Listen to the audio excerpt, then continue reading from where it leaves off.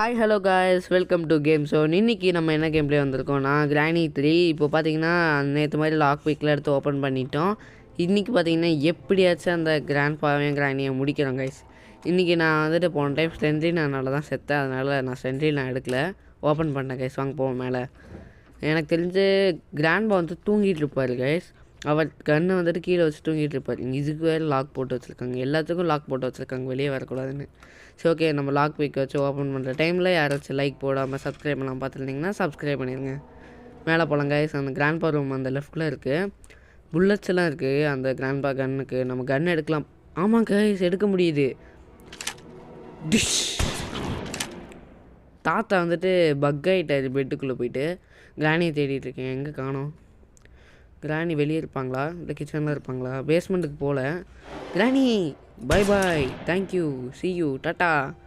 Okay guys, இதோட முடிச்சுக்கலாம். எனக்கு ஒரே சந்தோஷமாக இருக்குது. பாய்.